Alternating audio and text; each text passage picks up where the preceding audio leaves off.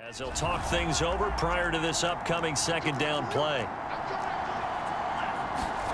That one looks like he'll throw here. Eluding the pressure right. And Lance will have the first down as he's able to slide to avoid the contact there at the end of the play. The Cowboys going to use their second timeout now. And they'll be disappointed to have to burn one there after giving up the first down.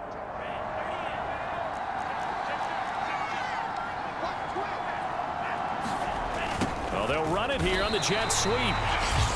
The Cowboys signal for their third and final timeout as they'll talk things over prior to this upcoming second down play.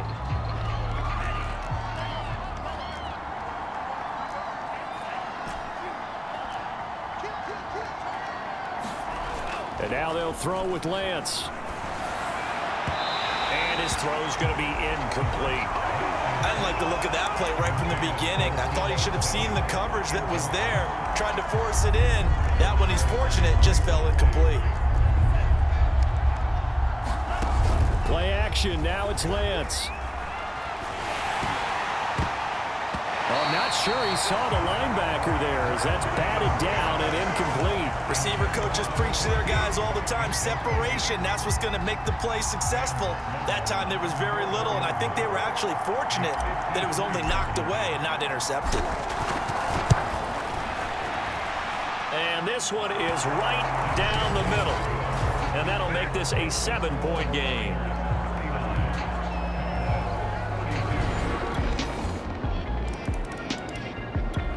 The 49er offense set to get this drive underway. They'd like to avoid overtime here, so maybe they can work the sidelines, but then defensively, how do they adjust to that if they do work the sideline?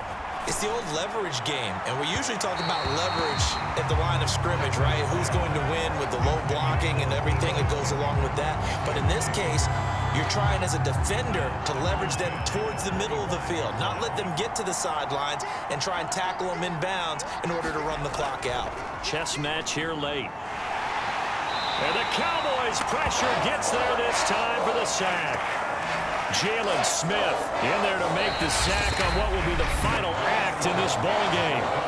And here in overtime, if the team that receives the ball scores a touchdown, it's over. If they don't, we can still have some more football. That's exactly right. If they go down and kick a field goal, the other team gets a possession to either match it or score a touchdown to win the ball game. If both teams kick field goals, the next team to score wins. But if the receiving team throws a pick six or fumbles the ball and it gets picked up by the defense and they score, the game is over at that point. So we're right back where we started, all even as the kick's away. Brandon Ayuk returning it. And a nice return sets him up pretty good here right at the 30-yard line.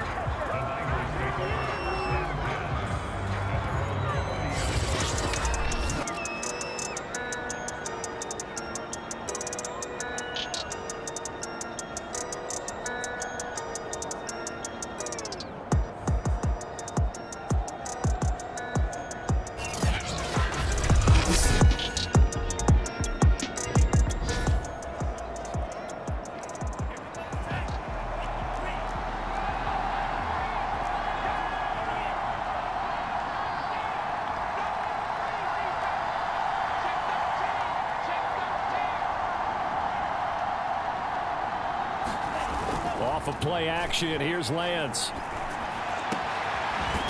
the left side, it's complete. And he'll be taken down, but not before they work it across midfield.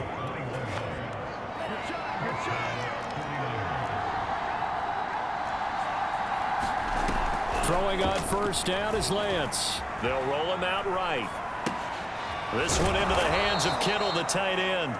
And they'll get him down after a pickup of 8, 2nd and 2. Nice rhythm throw there on first down. He located his tight end, made a nice easy pitch and catch. Hoping he can break a tackle or two. Wasn't able to do that there, but still good yardage. And oh, he took that in one-handed. What a grab. And they'll have it in the red zone before he crosses over out of bounds. So here's a 1st and 10 now, down inside the 20. From the red zone now, they'll look to throw. Flushed out right. He'll get just a yard on the scramble. It's second down. Well, he did a nice job keeping his eyes downfield, waiting for someone to get open. But once the pressure forced his eyes down to see the rush, it was time to make a break for it. Escaping the pressure, and he's going to have to eat this one as down he goes.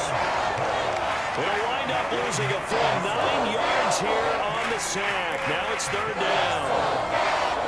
Enough takes a start to have a good drive. Quite like a big loss on a sack, does it? Now they're looking at a 3rd and long, and suddenly the momentum shifted to the other side of the football. And old Mo is a very, very fickle man. And he's going to be taken down with a marker on the field. So let's see about the call. Unbelievable. So this will be accepted as it moves the offense backwards. And some secondary help here for the defense in the nickel on 3rd and long. Here's Lance. And that is incomplete.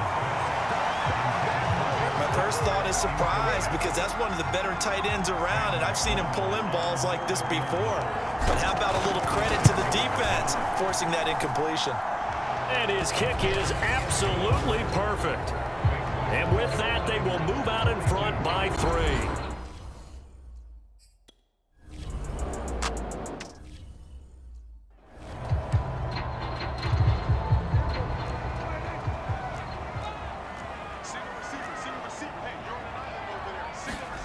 Here comes the first throw in OT for Prescott. This one to Jarwin over the middle. And down he goes, but he takes it up to the 40. Certainly no settling into the drive there. They came right out on the first play and attacked the middle of the field for a big gainer and a first down.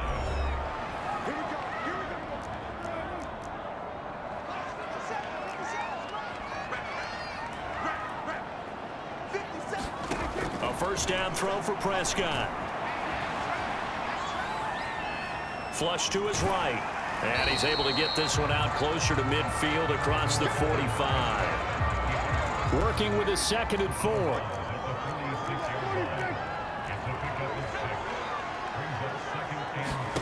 To throw, Prescott. They'll set up the screen to Elliott. And they went the wrong way there. Losing yardage back at the 43-yard line. They'll wind up losing 3 here on the play. And just like that, it's 3rd down. Now Prescott. And time finally runs out. He can't get rid of the football, and he's taken down. Credit the sack to Fred Warner.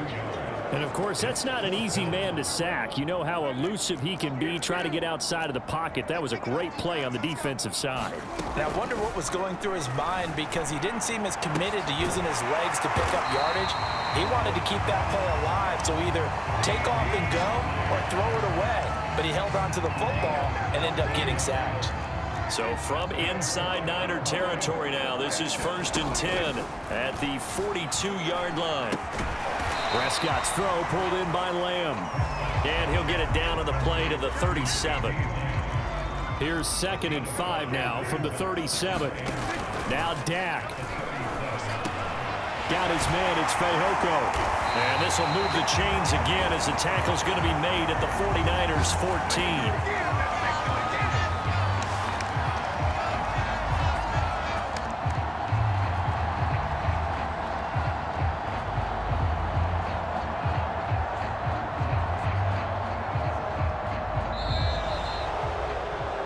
Charles, a game and a decision that people may be talking about tomorrow for sure. Had a chance at a long field goal there at the end to try and tie it. They elect to not kick it, and they lose the game. And I think what we'd all love to see is that little slip of paper that the special teams coach handed to head coach before the game that said, this is where our kicker is good from today. This is where he feels confident, because that might be the absolute mark that tells us, okay, maybe we have to run more offense, because maybe he doesn't feel good about kicking it from this distance. So for San Francisco, they fall a game under 500 now at 3 up.